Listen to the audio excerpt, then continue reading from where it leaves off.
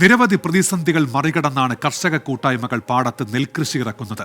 സാധാരണ നേരിടുന്ന പ്രശ്നങ്ങൾക്ക് പുറമെ മറ്റ് ചില ന്യൂജൻ പ്രശ്നങ്ങൾ കൂടി നേരിടേണ്ടി വരുന്നുണ്ട് തിരുവനന്തപുരത്തെ ഒരു കർഷക കൂട്ടായ്മയ്ക്ക്. പാറശാല കീഴമാകം പാടശേഖര സമിതിക്ക് റീൽസ് എടുക്കാൻ എത്തുന്നവരും മദ്യപിക്കാൻ എത്തുന്നവരും ഇങ്ങനെ നിരവധി ആളുകളാണ് പ്രശ്നങ്ങൾ ഉണ്ടാക്കുന്നത്. പോലീസിൽ പരാതി നൽകിയിട്ടും പോലീസ് നടപടി സ്വീകരിക്കുന്നില്ല എന്നാണ് ഉയരുന്ന പരാതി.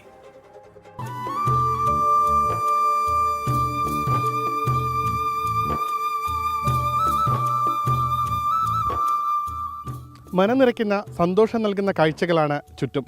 ആര് കണ്ടാലും ഒന്ന് വീഡിയോ എടുക്കാൻ തോന്നുന്ന കാഴ്ചകൾ. റീൽസുകളുടെ കാലമാണല്ലോ.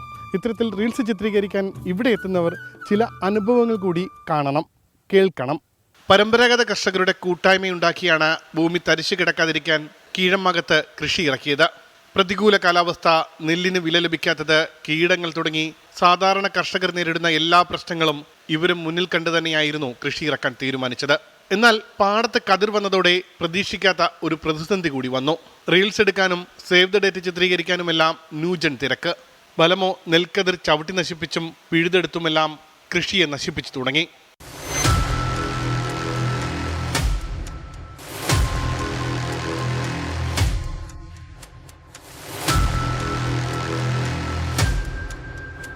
വരുന്നവർക്ക് ചവിട്ടി മതിക്കുക, നെല്ല് ചവിട്ടി ഇതാക്കുക. സമാനത്തിലൂടെ ആർക്ക് വീഡിയോ പിടിക്കുന്നതിന് എന്തിനും നമുക്കൊരു തടസ്സമല്ലാക്കും, കാശൊന്നും കൊടുക്കണ്ട. എപ്പോഴും വരാൻ വന്നിട്ട് ഇപ്പം കുഴപ്പമില്ല.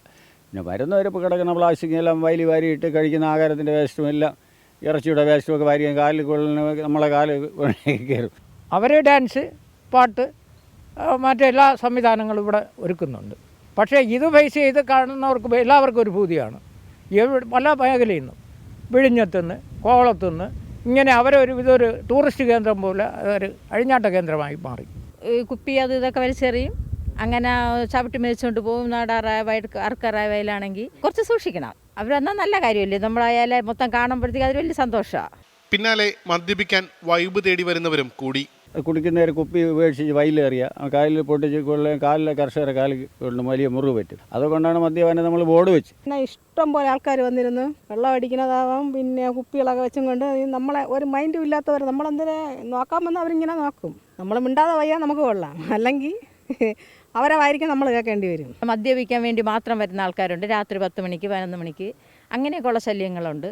ഗത്യന്തരമില്ലാതെ പാടശേഖര സമിതി 2 റോഡുകളിലും നിർദ്ദേശങ്ങൾ വെച്ച് ബോർഡ് സ്ഥാപിച്ചു. ഫ്ലെക്സ് ബോർഡ് നശിപ്പിച്ചതല്ലാതെ മറ്റൊരു ഫലവും ഉണ്ടായില്ല. ബോർഡ് വെച്ചപ്പോൾ ഞങ്ങൾ പോലീസ് സ്റ്റേഷൻ നമ്പർ, എക്സൈസിൻ്റെ നമ്പർ, പാടശേഖര സമിതിയുടെ പ്രസിഡൻറ്റിൻ്റെയും സെക്രട്ടറിയുടെ നമ്പർ ഇത്രയും വെച്ചിരുന്നു. വരുന്നവരോട് ഈ സെക്രട്ടറിയുടെയോ പ്രസിഡൻറ്റിനോ ബന്ധപ്പെട്ടിട്ട് വേണം പാടത്ത് ഇറങ്ങാൻ എന്നുള്ള ഒരു നിബന്ധനയും വെച്ചു. ബോർഡ് 2 ഭാഗത്തും വെച്ചതിനെ സാമൂഹിക വിരുദ്ധരെ കയറി ബോർഡ് എടുത്ത് കളഞ്ഞു, അതിന് ഫ്ലക്സ് കളക്കി. പോലീസിൽ പരാതി നൽകിയപ്പോൾ ആക്ഷേപിച്ച് തിരിച്ചയച്ചെന്നും ഇവർ പറയുന്നു. അപ്പോൾ പോലീസിന് പരാതി കൊടുത്തിട്ടുണ്ട്. അദ്ദേഹം വന്ന് പാടത്ത് പരിശോധനയും ചെയ്തു കഴിഞ്ഞു. പക്ഷേ അദ്ദേഹം ഒരു മാസ്റ്റർ എഴുതിയോ അതിനെ റെക്കോർഡിക്കലാക്കുകയോ ഒന്നും ചെയ്തില്ല. പരിഭവം പറഞ്ഞപ്പോൾ അദ്ദേഹം പറയുന്നത്, നിങ്ങളുടെ ഒരു ഫ്ലക്സ് ബോർഡിൽ കീറിയുള്ളൂ, അതിന് ഞാൻ ഒരു മാസ്റ്റർ എഴുതാനോ, എങ്കിൽ പിന്നെ എന്തെല്ലാം എഴുതണം.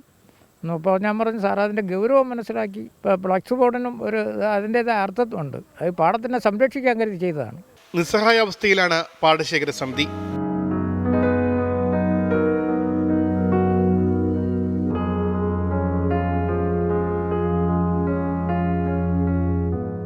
കർഷകരെ കൂട്ടി പാടത്ത് വിത്തിറക്കി അത് കൊയ്ത് മാർക്കറ്റിലെത്തിച്ച് അതിൻ്റെ പണം ലഭിക്കുന്നതുവരെ നിരവധി കഷ്ടപ്പാടുകളും ദുരിതങ്ങളും കർഷകർ അനുഭവിക്കുന്നുണ്ട്.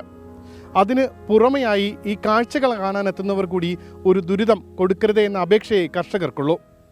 ക്യാമറാമാൻ VS മനീഷിനൊപ്പം ഉമേഷ് ബാലകൃഷ്ണൻ, 24 തിരുവനന്തപുരം.